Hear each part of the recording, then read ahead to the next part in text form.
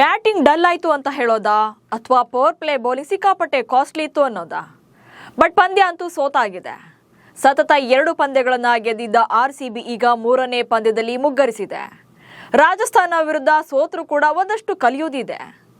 RCBಗೆ ಮುಂದಿನ ಜರ್ನಿಗೆ ಈ ಪಂದ್ಯ ಹೇಗೆ ಟರ್ನಿಂಗ್ ಪಾಯಿಂಟ್ ಆಗುತ್ತೆ?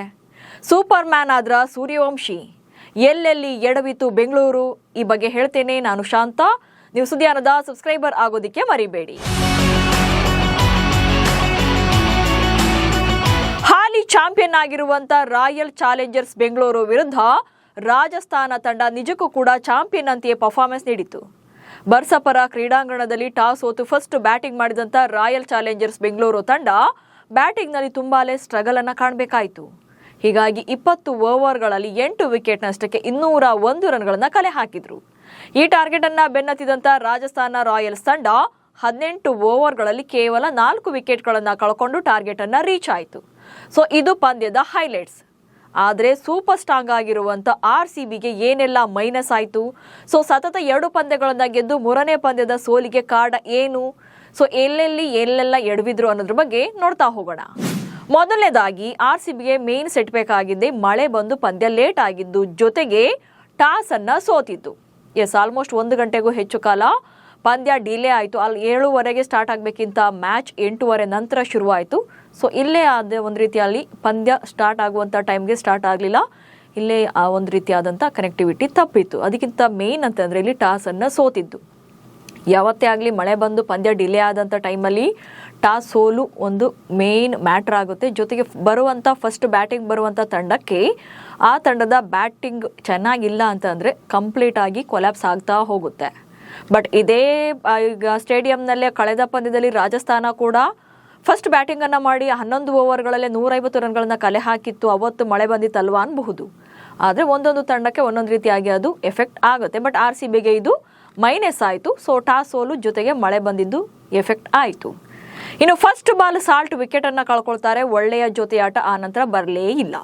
ಸೊ ಇದು ಆಗಿರುವಂಥ effect. First ball match start ಆಗಿ ಫಸ್ಟ್ ಗೇಮ್ ಆನ್ ಅಂತ ಹೇಳುವಾಗಲೇ ಫಿಲ್ ಸಾಲ್ಟ್ ವಿಕೆಟ್ ಬೀಳುತ್ತೆ. ಜೋಫ್ರಾ ಆರ್ಚರ್ ಫಸ್ಟ್ ಬಾಲ್ನಲ್ಲೇ ಫಿಲ್ ಸಾಲ್ಟ್ರನ್ನ ಪೆವಿಲಿಯನ್ಗೆ ಸೇರಿಸ್ತಾರೆ. ಸೊ ಇದು RCBಗೆ ದೊಡ್ಡ ಹೊಡೆತ ಆಗುತ್ತೆ. ಯಾಕಂದರೆ ಫಸ್ಟ್ ಬಾಲೇ ಒಬ್ಬ ಅಗ್ರೆಸಿವ್ ಬ್ಯಾಟರ್ನ ಅಥವಾ ಓಪನರ್ ಬ್ಯಾಟರ್ನೇ ಕಳ್ಕೊಂಡಾಗ ನೆಕ್ಸ್ಟ್ ಬರುವಂಥ ಬ್ಯಾಟರ್ಗಳಿಗೆ ಅದು ಪ್ರೆಷರ್ ಇದ್ದೇ ಇರುತ್ತೆ. ಸೊ ಆ ಪ್ರೆಷರ್ ನೆಕ್ಸ್ಟ್ ಕಾಣಿಸ್ತಾ ಹೋಯಿತು. ದೇವದತ್ ಪಡಿಕ್ಕಲ್ ಹಾಗೆ ವಿರಾಟ್ ಕೊಹ್ಲಿ ಆಡುವಾಗ ಒಳ್ಳೆ ಕಾಂಬಿನೇಷನ್ ಕಾಣಿಸ್ತಾ ಇತ್ತು. ಇಬ್ಬರು ಕೂಡ ಬ್ಯಾಕ್ ಟು ಬ್ಯಾಕ್ 4ಗಳನ್ನು ಹೊಡ್ಕೊಂಡು 6ಗಳಲ್ಲೇ ಡೀಲ್ ಮಾಡದೇ ಇದ್ರು ಕೂಡ 4ಗಳಲ್ಲೇ ಮ್ಯಾಚ್ ಮಾಡ್ತಾ ಇದ್ರು. ಸೊ 2-3 ಓವರ್ಗಳಲ್ಲೇ ಆಲ್ರೆಡಿ ಡಾಮಿನೇಷನ್ ಸ್ಟಾರ್ಟ್ ಮಾಡಿದ್ರು. ಆದರೆ ಯಾವಾಗ ಪಡಿಕ್ಕಲ್ ವಿಕೆಟ್ ಬಿತ್ತು ಆನಂತರ ಕೊಹ್ಲಿ ವಿಕೆಟನ್ನು ಕಳ್ಕೊಂಡ್ರು, ಆನಂತರ ಶುರುವಾದಂಥ ಡೌನ್ಫಾಲ್ ಮತ್ತೆ ಮೇಲೆ ಹೇಳಲೇ ಇಲ್ಲ. ಸೊ ಅಲ್ಲಿಂದ ಕೊನೆಯವರೆಗೂ ಕೂಡ ಬ್ಯಾಟಿಂಗ್ನಲ್ಲಿ ಕಂಪ್ಲೀಟ್ ಆದಂಥ ಸ್ಟ್ರಗಲ್ ಕಾಣಿಸ್ತಾ ಇತ್ತು. ಸೊ ಇಂಪ್ಯಾಕ್ಟ್ ಪ್ಲೇಯರ್ ಆಗಿ ವೆಂಕಟೇಶ್ ಅಯ್ಯರ್ ಎಂಟ್ರಿ ಆಗ್ತಾರೆ. ಸೊ ಇದು ನೋಡಿ RCBಯ ಬ್ಯಾಟಿಂಗ್ ಫೇಲ್ಯೂರ್ ಅದೆಷ್ಟರ ಮಟ್ಟಿಗೆ ಇತ್ತು ಅಂತಂದರೆ ಇಂಪ್ಯಾಕ್ಟ್ ಪ್ಲೇಯರ್ ಆಗಿ ಮತ್ತೊಬ್ಬ ಬ್ಯಾಟರ್ನೇ ಕರೆಸ್ಕೊಳ್ಳುವಂತಾಗತ್ತೆ. ಸೊ ಕಳೆದ ಪಂದ್ಯಗಳಲ್ಲಿ ಇಂಪ್ಯಾಕ್ಟ್ ಪ್ಲೇಯರ್ ಆಗಿ ಸ್ಪಿನ್ನರ್ನ ಕರೆಸ್ಕೊಳ್ತಾ ಇದ್ರು. ಬಟ್ ಇಲ್ಲಿ ಬೇಗ ವಿಕೆಟ್ಗಳು ಬಿದ್ದಿದ್ರಿಂದ ಸೊ ಫುಲ್ಲು ಕಂಪ್ಲೀಟ್ ಆದಂಥ ಟಾರ್ಗೆಟು ಲೋ ಆಗುತ್ತೆ ಅಥವಾ ಕಡಿಮೆ ಮೊತ್ತಕ್ಕೆ ಆಲ್ಔಟ್ ಆಗುವಂಥ ಸಾಧ್ಯತೆ ಇದ್ದಿದ್ರಿಂದ ಇಂಪ್ಯಾಕ್ಟ್ ಪ್ಲೇಯರ್ ಆಗಿ ವೆಂಕಟೇಶ್ ಅಯ್ಯರ್ಗೆ ಸ್ಥಾನವನ್ನು ಕೊಡ್ತಾರೆ. ವೆಂಕಟೇಶ್ ಅಯ್ಯರ್ಗೆ ಅದುವರೆಗೂ ಕೂಡ ಒಂದು ಮೈಂಡ್ ಸೆಟ್ ಕೂಡ ಇರೋದಿಲ್ಲ, ಇವತ್ತಿನ ಪಂದ್ಯದಲ್ಲಿ ನಾನು ಆಡ್ತೀನಿ ಅಥವಾ ಪ್ಲೇಯಿಂಗ್ 11ನಲ್ಲಿ ನಾನು ಇರ್ತೀನಿ ಅಂತೇಳಿ. ಬಟ್ ಆ ಟೈಮಲ್ಲಿ ಹೇಳಿದಾಗ ಅವರು ಆಗ ಹೋಗಿ ರೆಡಿ ಆಗುವಂಥದ್ದು ಕೂಡ ನಾವೆಲ್ಲ ನೋಡಿದ್ವಿ ಪಂದ್ಯದ ಟೈಮಲ್ಲಿ. ಸೊ ಇಲ್ಲಿ ಇಂಪ್ಯಾಕ್ಟ್ ಪ್ಲೇಯರ್ ಆಗಿ ವೆಂಕಟೇಶ್ ಅಯ್ಯರ್ನ ಕರೆಸ್ಕೊಳ್ತಾರೆ. ಬಟ್ ಇದು ಬ್ಯಾಟಿಂಗೇನೋ ಪ್ಲಸ್ ಆಯಿತು, ಬಟ್ ಬೌಲಿಂಗ್ಗೆ ವೀಕ್ ಆಯಿತು. ಯಾಕಂದರೆ ವೆಂಕಟೇಶ್ ಅಯ್ಯರ್ ಆಗಿದ್ರಿಂದ ಸುಯಾಶ್ ಶರ್ಮಾಗೆ ಅವಕಾಶ ಸಿಗಲಿಲ್ಲ. ಸೊ ಸುಯಾಶ್ ಶರ್ಮಾ ಕಳೆದ ಪಂದ್ಯಗಳಲ್ಲಿ ಅವರನ್ನು ಏನು ಇಂಪ್ಯಾಕ್ಟ್ ಪ್ಲೇಯರ್ ಆಗಿ ಬಳಸ್ಕೊಳ್ತಿದ್ರು. ಸ್ಪಿನ್ನರ್ ಆಗಿರೋದ್ರಿಂದ ಮಿಡಲ್ ಓವರ್ಗಳಲ್ಲಿ ಅವರ ಕಡೆಯಿಂದ ಬಂದಂಥ ಬೌಲಿಂಗ್ ಅದ್ಭುತವಾಗಿತ್ತು. ಅವರು ವಿಕೆಟ್ ತೆಗೆದೇ ಇದ್ರು ಕೂಡ ಎಕಾನಮಿ ಅಂತೂ ಅದ್ಭುತವಾಗಿತ್ತು, ರನ್ಸನ್ನು ಕೊಡ್ತಾ ಇರಲಿಲ್ಲ. ಬಹುಶಃ ಸುಯಾಶ್ ಶರ್ಮಾ ನೆನ್ನೆ ಮ್ಯಾಚಲ್ಲಿ ಇದ್ದಿದ್ರೆ ಅಟ್ಲೀಸ್ಟ್ ಮಿಡಲ್ ಓವರ್ಗಳಲ್ಲಿ ಒಂದು ರೀತಿಯಾಗಿ ಫೈಟ್ ಕೊಡೋಕೆ ಕಮ್ಬ್ಯಾಕ್ ಮಾಡಬಹುದಿತ್ತು. ಬಟ್ ಸುಯಾಶ್ ಶರ್ಮಾಗೆ ಚಾನ್ಸ್ ಸಿಗಲೇ ಇಲ್ಲ. ಸೊ ಒಬ್ಬ ಬೌಲರ್ ಇಲ್ಲಿ ಕಡಿಮೆ ಆಯಿತು RCBಗೆ. ಸೊ ಇದು ಕೂಡ ಒಂದು ರೀತಿಯಾಗಿ ಸೆಟ್ ಬ್ಯಾಕ್ ಆಗುವಂತೆ ಮಾಡಿತ್ತು. ಅದೆಲ್ಲಕ್ಕಿಂತ ಮುಖ್ಯವಾಗಿ ಇಲ್ಲೇನು ಹಿಂಗೋ ಮಾಡ್ಕೊಂಡು ಟಾರ್ಗೆಟನ್ನು 200ವರೆಗೂ ಕೂಡ ತಗೊಂಡು ಹೋಗ್ತಾರೆ. ವೆಂಕಟೇಶ್ ಅಯ್ಯರ್ನ ಕರೆಸ್ಕೊಂಡಿದ್ದು, ಜೊತೆಗೆ ಆನಂತರ ಭುವಿ ಕೂಡ ಲಾಸ್ಟ್ ಮೂಮೆಂಟಲ್ಲಿ ಸ್ವಲ್ಪ ಸಾಥ್ ಕೊಡ್ತಾರೆ. ಒಟ್ಟಾರೆಯಾಗಿ ಪಾಟೀದಾರ್ ತನ್ನ ನಾಯಕನ ಇನ್ನಿಂಗ್ಸನ್ನು ಆಡ್ತಾರೆ. ಸೊ 200+ ಟಾರ್ಗೆಟನ್ನು ಇವರು ಸೆಟ್ ಮಾಡ್ತಾರೆ. ಆದರೆ ಬೌಲಿಂಗ್ನಲ್ಲಿ ವೀಕ್ ಆಗ್ತಾರೆ. ಬೌಲಿಂಗ್ನಲ್ಲಿ ಪವರ್ ಪ್ಲೇನಲ್ಲೇ ಮ್ಯಾಚ್ನ ಅರ್ಧದಷ್ಟು ರನ್ಸನ್ನು ಕೊಡ್ತಾರೆ. ಸೊ 201 ಟಾರ್ಗೆಟ್ ಅಥವಾ 201 ರನ್ನನ್ನು ಹೊಡೆದಿದ್ದು, 202 ರನ್ ಟಾರ್ಗೆಟ್ ಇದ್ದಿದ್ದು. ಬಟ್ ಬೌಲಿಂಗ್ನಲ್ಲಿ ಪವರ್ ಪ್ಲೇನಲ್ಲೇ ಸೂರ್ಯವಂಶಿ ಅಂತೂ ಧಮಾಕನೆ ಮಾಡಿಬಿಡ್ತಾರೆ. ಸೊ 97 ರನ್ಗಳು ಬರುತ್ತೆ ರಾಜಸ್ಥಾನ ತಂಡಕ್ಕೆ 6 ಓವರ್ಗಳಲ್ಲೇ. ಅಂದರೆ ಪಂದ್ಯದ ಆಲ್ಮೋಸ್ಟ್ ಅರ್ಧದಷ್ಟು ರನ್ಸ್ ಆಲ್ರೆಡಿ ಬಂದಾಗಿತ್ತು ಮೊದಲ 6 ಓವರ್ಗಳಲ್ಲೇ. ಅದು ಅಲ್ಲದೆ ಸ್ಟ್ರೈಕ್ ರೇಟ್ ಅಂತೂ ಅದ್ಭುತವಾಗಿತ್ತು. ಸೊ ಇಲ್ಲೇ ಇಡೀ ಪಂದ್ಯ ಆಲ್ಮೋಸ್ಟ್ ರಾಜಸ್ಥಾನ ಕಡೆಗೆ ಟರ್ನ್ ಆಗಿತ್ತು. ಆ್ಯಂಡ್ ಸೂರ್ಯವಂಶಿ 26 ಬಾಲಲ್ಲೇ 78 ರನ್ಗಳನ್ನು ಕಲೆ ಹಾಕ್ತಾರೆ, ಅದು ಕೂಡ 300ರ ಸ್ಟ್ರೈಕ್ ರೇಟ್ನಲ್ಲಿ. ಎಸ್, ನೆನೆ ಪಂದ್ಯದ ಹೀರೋ ಅಂತಂದರೆ ಅದು ಅಕ್ಷರಶಃ 15 ವರ್ಷದ ವೈಭವ್ ಸೂರ್ಯವಂಶಿ. 15 ಬಾಲಲ್ಲೇ 50ಯನ್ನು ಕಂಪ್ಲೀಟ್ ಮಾಡ್ತಾರೆ. ಆನಂತರ 26 ಬಾಲಲ್ಲಿ 78 ರನ್ಸ್ ಬರುತ್ತೆ, ಅದು ಕೂಡ 300ರ ಸ್ಟ್ರೈಕ್ ರೇಟ್ನಲ್ಲಿ. ಒಂದು ರೀತಿಯಾಗಿ ಸೂರ್ಯವಂಶಿ ಈಗಂತೂ ಸೂಪರ್ ಮ್ಯಾನ್ ಥರ ಕಾಣ್ತಾವ್ರೆ. ಯಾವುದೇ ಪಂದ್ಯ ಇದ್ದರೂ ಅಥವಾ ಯಾರೇ ಬೌಲರ್ ಇದ್ದರೂ ಯಾರನ್ನು ಕೂಡ ಡೋಂಟ್ ಕೇರ್ ಆಟಿಟ್ಯೂಡ್ನಲ್ಲೇ ಟ್ರೀಟ್ ಮಾಡ್ತಿದ್ದಾರೆ.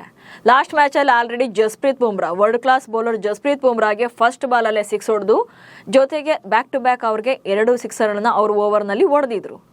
ಆನಂತರ ಟೆಂಟ್ ಬೋಲ್ಟ್ಗೂ ಕೂಡ ಫಸ್ಟ್ ಬಾಲ್ 6, ಇದಕ್ಕೆ ಶಾರ್ದೂಲ್ ಠಾಕೂರ್ಗೂ ಕೂಡ ಫಸ್ಟ್ ಬಾಲ್ 6. ಸೊ ಇಲ್ಲಿ ಫಸ್ಟ್ ಬಾಲಲ್ಲಿ ಅವರು ಅಗ್ರೆಸಿವ್ ಮೋಡ್ನಲ್ಲೇ ಬ್ಯಾಟಿಂಗನ್ನು ಮಾಡ್ತಾರೆ. ಸೊ ನೆನ್ನೆ ಮ್ಯಾಚಲ್ಲೂ ಕೂಡ ಅದು ಕಂಟಿನ್ಯೂ ಆಯಿತು. ಜೋಶ್ ಹೇಜಲ್ವುಡ್ಗೂ ಬಿಡಲಿಲ್ಲ, ಅಲ್ಲಿ ಕೃಣಾಲ್ ಪಾಂಡ್ಯಗೂ ಬಿಡಲಿಲ್ಲ, ಭುವಿಗೂ ಬಿಡಲಿಲ್ಲ, ಎಲ್ಲರಿಗೂ ಕೂಡ ಸಿಕ್ಸರ್ಗಳನ್ನು ಬಾರಿಸಿದ್ರು. ಸೊ ಒಂದು ರೀತಿಯಾಗಿ ಸೂರ್ಯವಂಶಿ ಬ್ಯಾಟಿಂಗ್ ಮುಟ್ಟಿದ್ರೆ ಸಾಕು, ಅದು 6 ಹೋಗ್ತಾ ಇದೆ. ಸೊ ಇದನ್ನು ನೋಡಿದಾಗಲೇ ಗೊತ್ತಾಗುತ್ತೆ ಸೂರ್ಯವಂಶಿ ಎಂಥ ಬ್ಯಾಟರ್ ಆಗ್ತದೆ ಮುಂದಿನ ದಿನಗಳಲ್ಲಿ ಅನ್ನೋದು. ಸೊ ಸೂರ್ಯವಂಶಿ 26 ಬಾಲಲ್ಲಿ 78 ರನ್ ಗಳಿಸಿದ್ದು ಆಲ್ಮೋಸ್ಟ್ 80% ಪಂದ್ಯವನ್ನು ರಾಜಸ್ಥಾನದ ಕಡೆಗೆ ಟರ್ನ್ ಮಾಡಿ ಆಗಿತ್ತು.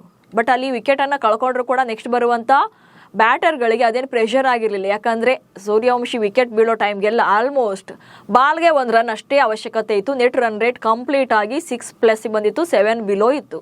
ಸೊ ಇದು ಇಲ್ಲಿ ಮೇಯ್ನ್ ಟರ್ನಿಂಗ್ ಪಾಯಿಂಟ್ ಆಯಿತು ಸೂರ್ಯವಂಶಿ ಅವರ ಇನ್ನಿಂಗ್ಸ್. ಇನ್ನು ಜೇಕಬ್ ಡಫಿ ಬದಲು ಜೋಶ್ ಹೇಜಲ್ವುಡ್ಡನ್ನು ಕರೆ ತಂದಿದ್ದು.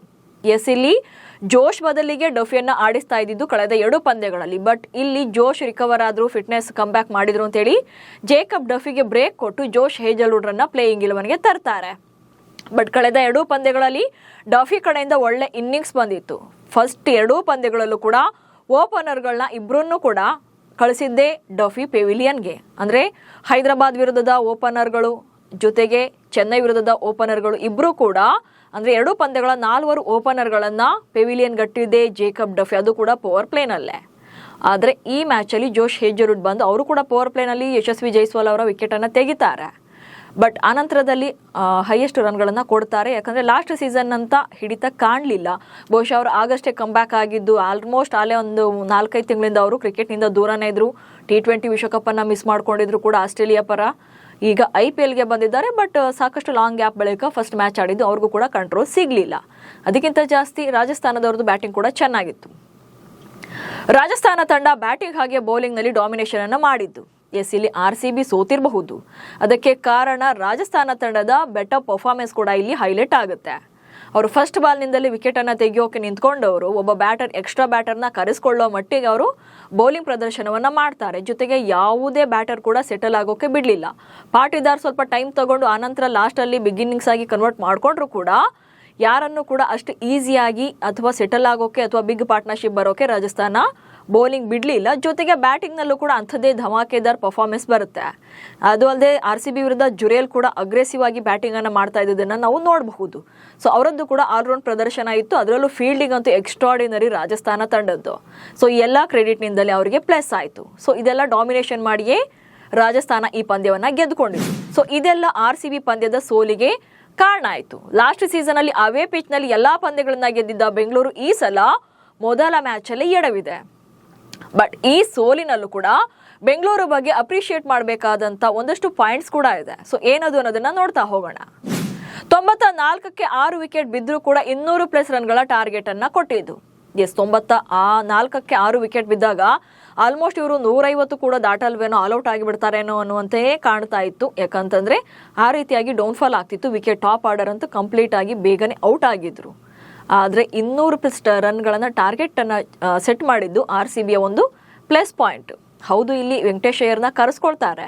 ಬಟ್ ವಾಟ್ ಎವರ್, ಬಟ್ ಇವರು ಈಸಿಯಾಗಿ ಸೋಲೋದಿಲ್ಲ ಅಂತೇಳಿ ಫಿಕ್ಸ್ ಆಗಿದ್ರಿಂದಲೇ ಇಲ್ಲಿ 200+ ಟಾರ್ಗೆಟನ್ನು ಸೆಟ್ ಮಾಡಿದ್ದು. 200+ ಟಾರ್ಗೆಟ್ ಅಂದರೆ ಅದು ಈಸಿ ಸ್ಕೋರ್ ಅಲ್ವೇ ಅಲ್ಲ. ಬೇರೆ ಯಾವುದೇ ತಂಡದ ವಿರುದ್ಧ ಆಗಿದ್ರೂ ಕೂಡ ಚೆನ್ನಾಗಿ ಡಿಫೆನ್ಸ್ ಮಾಡ್ಕೊಳ್ಬಹುದಿತ್ತು. ಬಟ್ ರಾಜಸ್ಥಾನ ವಿರುದ್ಧ ಸೂರ್ಯವಂಶಿಯವರ ಅದ್ಭುತವಾದಂಥ ಆಟದಿಂದ ಅದು ಆಗಲಿಲ್ಲ ಅಷ್ಟೇ. ಜೊತೆಗೆ ಸೋತರು ಕೂಡ ಹೀನಾಯವಾಗಿ ಸೋಲಿಲ್ಲ. ಯಾವಾಗ ಇಲ್ಲಿ ಹೈದರಾಬಾದ್ ತಂಡದ ವಿರುದ್ಧದ ಮೊದಲ ಪಂದ್ಯದಲ್ಲಿ ಅವರು 201 ರನ್ನನ್ನು ಹೊಡಿತಾರೆ, 202 ರನ್ಗಳ ಟಾರ್ಗೆಟ್ ಇತ್ತು. ಬಟ್ ಆ ಮ್ಯಾಚಲ್ಲಿ RCB 15.4 ಓವರಲ್ಲೇ ಟಾರ್ಗೆಟನ್ನು ರೀಚ್ ಆಗಿತ್ತು. ಬಟ್ ರಾಜಸ್ಥಾನಕ್ಕೆ ಅಂಥದ್ದೊಂದು ಚಾನ್ಸನ್ನು ಕೊಡಲಿಲ್ಲ. ಅವರು ಪವರ್ ಪ್ಲೇನಲ್ಲೇ 97 ರನ್ಗಳನ್ನು ಕಲೆ ಹಾಕಿದರೂ ಕೂಡ RCB ಅಷ್ಟು ಈಸಿಯಾಗಿ ಸೋಲಿಲ್ಲ. 18ನೇ ಓವರ್ವರೆಗೂ ಕೂಡ ಪಂದ್ಯವನ್ನು ಕೊಂಡೊಯ್ದರು. ಸೊ ಇದ್ರ ಬಗ್ಗೆ ಕೂಡ ಅಪ್ರಿಷಿಯೇಟ್ ಮಾಡಬೇಕಾಗುತ್ತೆ.